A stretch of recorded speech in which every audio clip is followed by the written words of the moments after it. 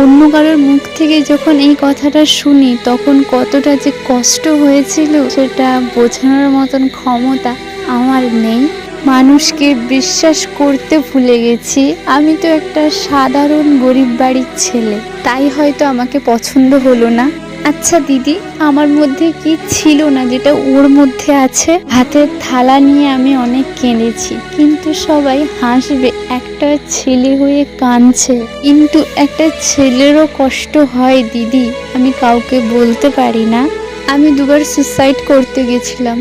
ও বলেছিল ওকে ভোলার নাকি এই একটাই উপায়। ও এখন অন্য কাউকে বিয়ে করে নিয়েছে। আমি এখন বাড়ির লোক বন্ধুদের সামনে মুখ দেখাতে পারি না। আমি এখন আর কারোর সাথেই কথা বলি না, চুপচাপ হয়ে গেছি।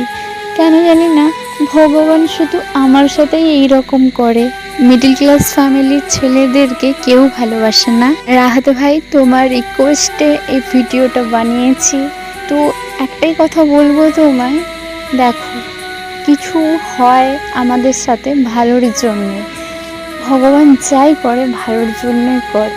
তোমার লাইফে বেটার কিছু হবে, তাই জন্য হয়তো এরকম হয়েছে। হ্যাঁ, আমি কথাগুলো বলছি ইজিলি, কিন্তু তোমার মধ্যে এখন অনেকটাই কষ্ট, কিন্তু ভগবান সব ঠিক করে।